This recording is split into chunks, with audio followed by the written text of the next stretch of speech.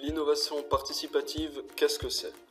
Le principe du C2B, Consumers to Business, est facilité par le développement du Web 2.0.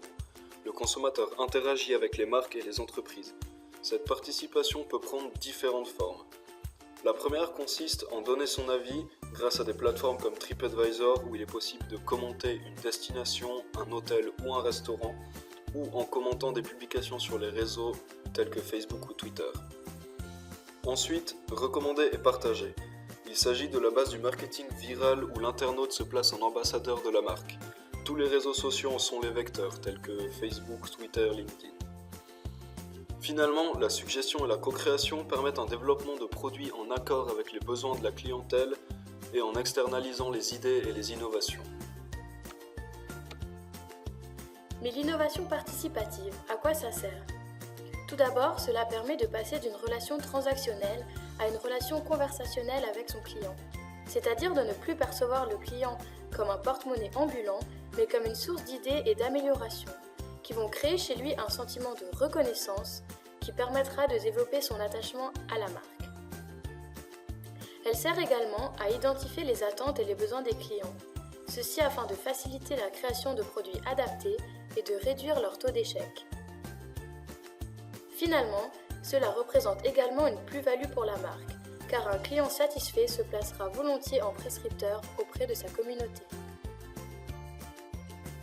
Mais comment réussir sa démarche? Tout d'abord, il s'agit de définir l'équipe de projet en nommant un pilote et en intégrant tous les collaborateurs. Dans un deuxième temps, il faut définir les règles en prêtant attention à la censure, la liberté d'expression ainsi que la circulation des idées et le rôle de chacun. Ensuite, la créativité a une place importante dans ce processus. C'est en étant à l'écoute des commentaires et plaintes des clients que les besoins seront identifiés et respectés. Finalement, il est indispensable d'assurer la motivation des participations de manière continue et durable. La communication et le respect sont essentiels entre les membres de l'équipe, et la clé de la réussite est la reconnaissance à sa juste valeur des acteurs clés et des résultats. Certaines entreprises ont déjà mis en pratique l'innovation participative.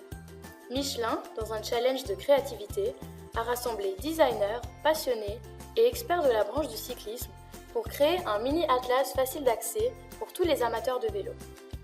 Début 2012, le groupe Casino a mis en place la première plateforme communautaire à disposition des clients et de l'enseigne. Le groupe donne la parole aux clients des 8 enseignes afin de s'exprimer, de créer ou co-créer de nouvelles offres. Après un an de mise en service, les premiers résultats sont très encourageants. Plus de 40 000 membres inscrits, 150 000 votes, 10 000 commentaires et même 500 idées postées. Parmi les idées retenues, on note la création d'un rayon végétarien, d'un frozen yogourt au citron ou encore la création d'une gamme de gâteaux apéritifs. Cette plateforme développée par Business Lab a remporté le Grand Prix au e-Marketing Awards 2013.